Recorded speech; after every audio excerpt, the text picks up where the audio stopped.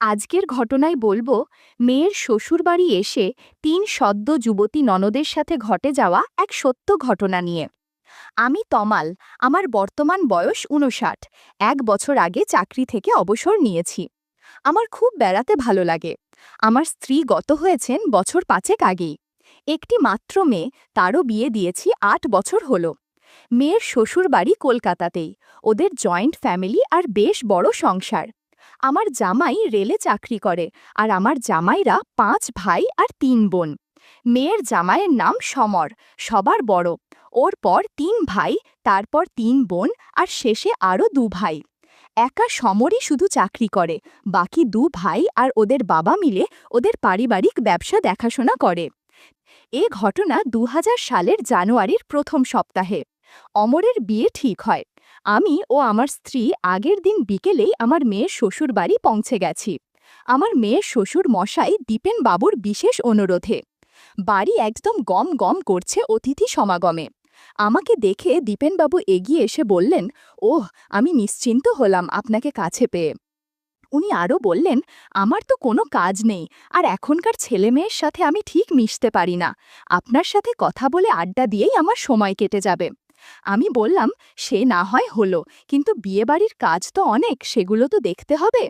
আমাদের কথার মধ্যেই সমর আমাকে দেখে এগিয়ে এসে প্রণাম করে বলল, মা আসেননি? আমি বললাম, হ্যাঁ, উনিও এসেছেন, দেখো মেয়ে মহলে আছেন বোধহয়। বলতেই সমর চলে গেল। দীপেনবাবু বললেন, আরে বাবা, এরা সবাই আমাকে কোনো কাজই করতে দিচ্ছে না, বলছে তুমি শুধু অতিথি আপ্যায়ন করো।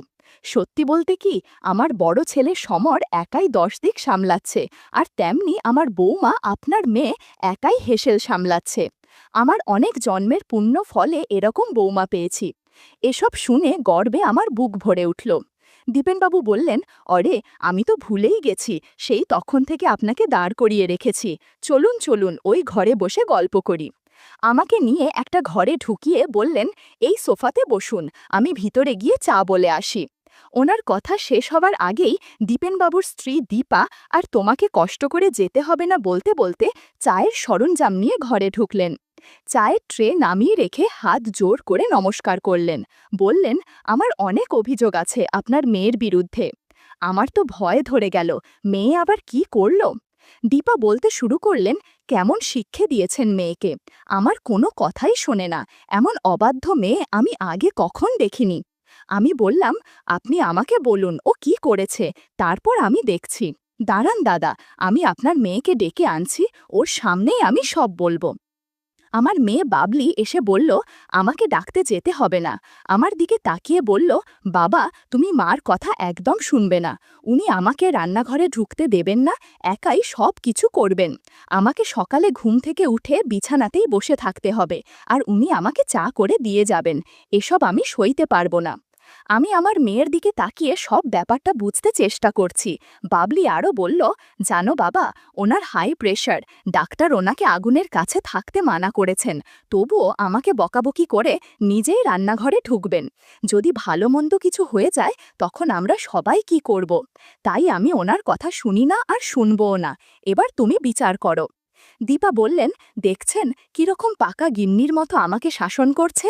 সব শুনে আমি হো হো করে হেসে বললাম, বিয়ানের মধ্যে আমাকে জড়াবেন না, আপনাদের মা মেয়ের ব্যাপারে আমি নেই। দীপা মুখ গম্ভীর করে বললেন, আমি আপনার কাছে সুবিচার চেয়েছিলাম, উল্টে আপনি তো আপনার মেয়েকেই সাপোর্ট করছেন। যাকগে, অনেক তো ঝগড়া হলো, এবার চা খাওয়াবেন তো নাকি? এসব কথাবার্তার মধ্যে অরুণা এসে হাজির। ওকে দেখে আমি তো একদম চমকে গেলাম। ১ বছর আগে যখন ওকে দেখেছিলাম তখন ওর মধ্যে যৌবন আসেনি, তবে আজ দেখছি অনেক বড় হয়ে গেছে, যে কারো চোখ আটকে যাবে অরুণার দিকে। ওর স্বভাব কিন্তু একই রকম আছে। স্মৃতি রোমন্থন করতে করতে আমার কেমন যেন অনুভূতি হলো, মনে হচ্ছে জাদুর লাঠিতে কিছু হয়েছে। দীপেনবাবু অরুণাকে বললেন, এ কিরকম জাণ্ড, দেখছো না ওনাকে চা দেওয়া হয়েছে, চাটা তো শেষ করতে দেবে নাকি? অরুণা মুখ ভারী করে কল থেকে নেমে সোজা ঘর থেকে বেরিয়ে গেল। আমি বললাম, দেখুন তো, বেচারি রাগ করে চলে গেল। দীপেনবাবু বলল, আরে না না, আপনি ভাববেন না, ওর রাগ বেশিক্ষণ থাকে না, দেখবেন একটু পরেই আবার এসে আপনার কলে বসে পড়বে। জানেন তমালবাবু, আমার এই ছোট মেয়েটি ভীষণ ভালো, ওর দিদিদের মতো নয়, ভীষণ মিশুকে, আর মনটা ভীষণ ভালো ও উদার। আমি বসে বসে মাথা নেড়ে সাই দিচ্ছি। এরই মধ্যে সন্ধে নেমে এলো, আর অরুণা একটা লুঙ্গি নিয়ে এসে আমাকে দিয়ে বলল, তুমি সারা রাত প্যান্ট জামা পরেই থাকবে নাকি? নাও, এটা পরে নাও, আমি তোমার ফতুয়া নিয়ে আসছি জেঠিমার কাছ থেকে, বলেই বেরিয়ে গেল। আমি দীপেনবাবুর দিকে তাকাতেই উনি বললেন, নিন, আমার মায়ের হুকুম তামিল করুন, আর আমি গিয়ে দেখি ওদিকটা আপনি প্যান্ট শার্ট ছেড়ে লুঙ্গি ফতুয়া পরে বিশ্রাম করুন। দীপেনবাবু বেরিয়ে গেলেন, আর অনেক আগেই আমার মেয়ে ওর শাশুড়িকে নিয়ে চলে গেছে। আমি লুঙ্গি পরে প্যান্ট ভাঁজ করে রেখে অপেক্ষা করছি আমার ফতুয়ার জন্যে। একটু পরেই অরুণা আমাকে ফতুয়া দিল, আর সাথে একটা শাল গায়ে দেবার জন্যে। আমি ফতুয়া পরে শালটা গায়ে জড়িয়ে আরাম করে সোফাতে বসলাম, আর সাথে সাথে অরুণাও এসে আমার কলে বসে পড়ল। একটু পর জাদুর লাঠিতে আবার নাড়াচাড়া শুরু করল। অরুণা ইচ্ছে করে জাদুর লাঠি নিয়ে কেমন যেন করছে। বন্ধুরা, ইউটিউবের কড়া নিয়মের কারণে কিছু বিষয় সরাসরি বলা যাচ্ছে না। তোমরা কমেন্টে দেওয়া লিঙ্ক থেকে আমার ওয়েবসাইট ভিজিট করো, সেখানে একদম খোলামেলা গল্প দেয়া আছে, যেগুলো ইউটিউবে পাওয়া যায় না। কিছুক্ষণ পর মুচকি হাসি দিয়ে ঘর থেকে দ্রুত বেরিয়ে গেল, আর এদিকে আমার অবস্থা পুরো খারাপ। কেউ যেন এদিকেই আসছে মনে হল। আমি ঠিকঠাক করে বসলাম। একটু পরেই দেখি অপু আর অপর্ণা জল খাবার নিয়ে ঘরে ঢুকল। বলল, নাও জ্যাঠামণি, কখন এসেছ, শুধু চা ছাড়া তো আর কিছুই দেয়নি, এবার এটুকু খেয়ে নাও, আমি চা নিয়ে আসছি, বলে বেরিয়ে গেল। আমি হাত ধোবার জন্যে বাথরুমে গিয়ে সাবান দিয়ে ভালো করে হাত ধুয়ে এলাম, আর পাউরুটি অমলেট খেতে শুরু করলাম। পাশে একটা কাঁচের বাটিতে দুটো রসগোল্লা ছিল, সে দুটো খেয়ে জল খেলাম। ভাবতে লাগলাম, অরুণার কাছে থেকে যে এতটা পাবো ভাবিনি। ভাবছি এত কিছু হলো, কিন্তু ওর কিছুই দেখতে পেলাম না। কখন যে অপু এসে ঢুকেছে খেয়াল করিনি। এসেই বলল, কি এত ভাবছো জ্যাঠামণি, যা করার সেটা তো করেছ, এখন আর ভেবে কি হবে শুনি? খাবার আগে হাত ধুয়েছ তো, নাকি ওই হাতেই খেলে? আমি চমকে অপুর দিকে তাকাতেই অপু বলল, আমি সব দেখেছি জানালা দিয়ে, প্রায় প্রথম থেকেই। আচ্ছা জ্যাঠামণি, তুমি কি ভেতরে দিয়েছিলে নাকি? আমি কিছুটা ভয় পেয়েছিলাম, কিন্তু এখন অপুর কথা শুনে একটু যেন ভরসা পেলাম। বললাম, না রে, ওমন করলে সমস্যা হবে। অপু বলল, তবে অরুণা চলে গেল কেন? বললাম, না রে অপু, জানি না কেন পালিয়ে গেল, তবে আমি ওকে কিছুই বলিনি। অপু ওহ বলে একদম আমার পাশে বসল। বলল, আমাকে তোমার জাদুর লাঠি একটু দেখাবে?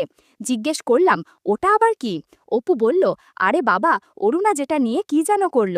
আমি বললাম, খুব দুষ্টু হয়েছিস, এই দেখ, বলে জাদুর লাঠি দেখালাম। ও অবাক দৃষ্টিতে পাকিয়ে আছে, না জানি কি দেখে ফেলেছে। ঘণ্টা খানেক সময় কাটিয়ে সব কিছু ঠিকঠাক করে বেরিয়ে গেল। অপু চলে যাওয়ার একটু বাদে সুপর্ণা এসে আমাকে বলল, তুমি এখানে একা বসে কি করছো, চলো, বলে ডাকতে শুরু করলো। আমি বলতে থাকলাম, একটু দাঁড়া, আমার লুঙ্গিটা ঠিক করে পরে নেই, না হলে সমস্যা হবে। কে শোনে কার কথা? আমাকে টেনে পাশের একটা ঘরে নিয়ে বলল, আমাকে ওপর থেকে ঠাকুরের বাসনগুলো নামিয়ে দাও, বাবাকে বলেছিলাম, কিন্তু ওনা যে তো খুঁজেই পাচ্ছি না, এখন তুমি ভরসা, বলে আমার হাত ছেড়ে দিয়ে বাংকারের ওপরে এক গাদা বাসন দেখিয়ে দিল। হাতটা ছেড়ে দিতে আগে আমার লুঙ্গি ঠিক করে নিলাম। একটা চেয়ার এনে বলল, নাও জ্যাঠামণি, এটার ওপরে উঠে বাসনগুলো নামিয়ে দাও। কি আর করা, একটা ভয় ভয় ভাব নিয়ে চেয়ারে উঠলাম। সুপর্ণা তাগাদা দিল, কি গো, বাসনগুলো পারো? এই তো পারছি, বলে হাত উঠিয়ে দুটো বাসন দু হাতে ধরে নামিয়ে সপুর হাতে দিলাম। আর দিতে গিয়েই ওপর থেকে ওর নাইটির দিকে চোখ গেল। একটু সময় থেমে থেকে দেখছিলাম। সেটা সুপর্ণা বুঝতে পেরে বলল, কি দেখছো জ্যাঠামণি? আরে কি আর দেখব বলে ওর হাতে দুটো বাসন ধরিয়ে দিলাম। সেটা নিচে রেখে আবার আমার দিকে তাকিয়ে বলল, বাকি বাসনগুলোও তো নামাতে হবে। আমি আবার কয়েকটা বাসন নামিয়ে ওর দিকে তাকাতেই দেখলাম ও আমার লুঙ্গির দিকে তাকিয়ে আছে। বললাম, কি রে, কি দেখছিস? সুপর্ণা একটু থতমত খেয়ে আমার কথার কোনো জবাব না দিয়ে বলল, এই তো দাও আমার হাতে, বলে হাত বাড়ালো, কিন্তু চোখ অন্যদিকে। এই সুযোগে আমিও ওপর থেকে ওকে দেখলাম। আমি না বোঝার ভান করে ওকে বললাম, কি রে, আরও বাসন নামাতে হবে না?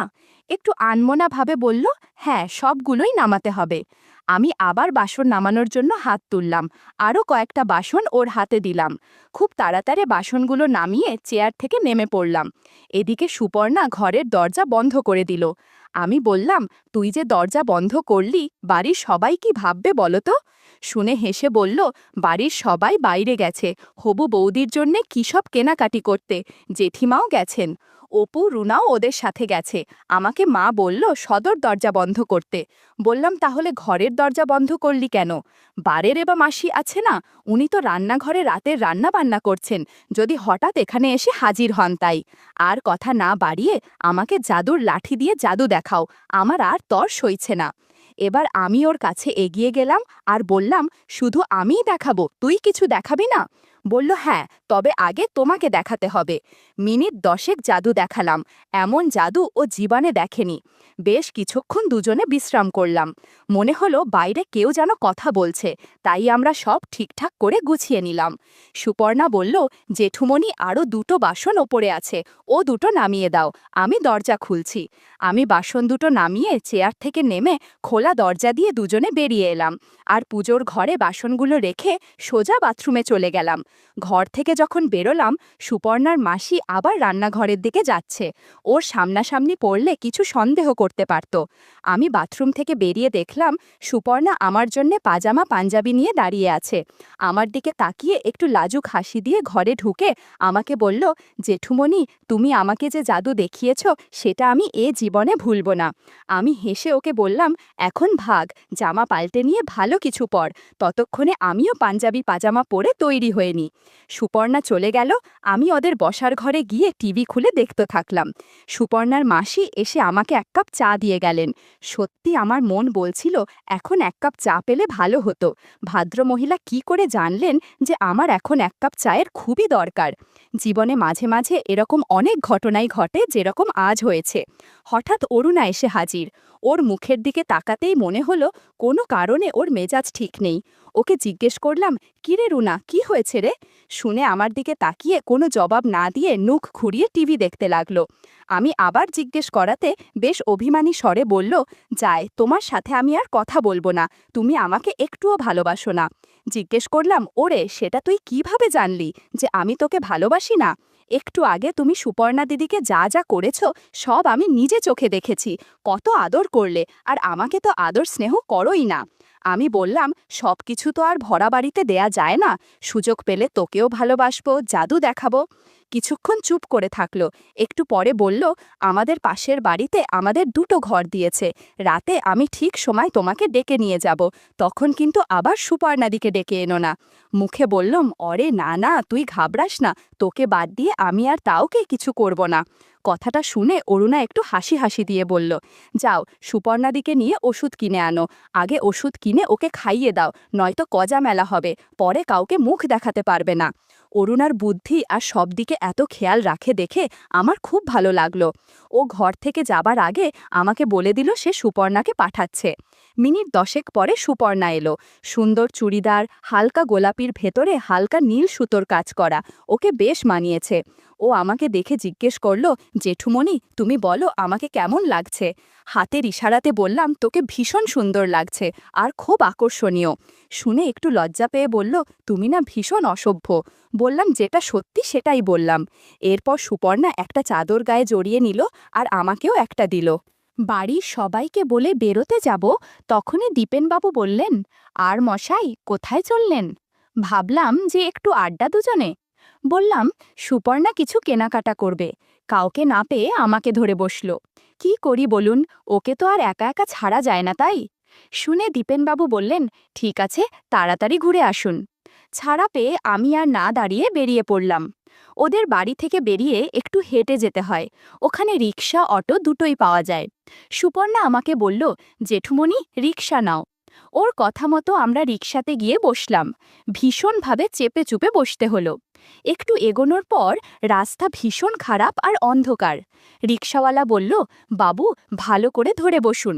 শুনে দুজনে একটু সাবধানে বসলাম। সুযোগ বুঝে কিছু ঘটনা ঘটে গেল। বাজারের কাছাকাছি আসতেই আমরা দুজন আবার যে যার হাত গুটিয়ে নিলাম। আমি ওষুধের দোকানে ঢুকে কয়েকটা গর্ভনিরোধক ট্যাবলেট নিয়ে বেরিয়ে এলাম। সুপর্ণা বলল, জেঠুমণি, আমার ভীষণ খিদে পেয়েছে। আমিও বললাম, আমার বেশ খিদে পেয়েছে। শুনে বলল, চলো, সামনে একটা ভালো রেস্টুরেন্ট আছে, ওখানকার খাবার খুব টেস্টি। ওকে অনুসরণ করে রেস্টুরেন্টে গেলাম। দেখলাম বেশ ভিড়, বসার জায়গা নেই। কাউন্টারে ছেলেটি বলল, কাকু, আপনারা ওপরে যান, ওখানে জায়গা পেতে পারেন। আমরা ওপরে উঠে দেখলাম টেবিল সবই ভর্তি। একজন ওয়েটার এগিয়ে এসে বলল, কাকু, একদম শেষের কেবিনটা খালি আছে, আপনি আপনার মেয়েকে নিয়ে ওখানেই যান। ওর কথা অনুযায়ী ওই কেবিনে গিয়ে বসলাম। কেবিন মানে একটা বেঞ্চ পাতা আর চারিদিকে ঘেরা আর একটা টেবিল ল্যাম্প জ্বলছে। ছেলেটিকে কিছু খাবার অর্ডার দিতে সে বলল, একটু দেরি হবে কিন্তু, আমি আপনাদের জন্য কোল্ড ড্রিঙ্কস পাঠাচ্ছি বলে পর্দা টেলে বেরিয়ে গেল। আমি যেখানে বসেছি সেখান থেকে পর্দার ফাঁক দিয়ে বাইরেটা ভালোই দেখা যাচ্ছে। হঠাৎ সুপর্ণা জাদুর লাঠি নিয়ে নাড়তে লাগলো আর আমার হাতে জাম্বুরা ধরিয়ে দিল। বললাম, আবারও জাদু দেখবি নাকি? বলল, হ্যাঁ, খাবার আসতে দেরি হবে, ততক্ষণ জাদু দেখাও। বললাম, তুই এটা শুনতে পেলি না যে কোল্ড ড্রিঙ্কস দিতে আসবে এখুনি? আমার চোখ পর্দার ফাঁকে ছিল। দেখলাম ছেলেটি আসছে কোল্ড ড্রিঙ্কস নিয়ে। সুপর্ণাকে সাবধান করলাম। ও ওর মোবাইল নিয়ে ঘাঁটতে লাগলো। ছেলেটি আমাদের গ্লাসে কোল্ড ড্রিঙ্কস ঢেলেবার পর আমি বললাম, ভাই, একটু তাড়াতাড়ি করবেন। ও ঘাড় নেড়ে বেরিয়ে গেল।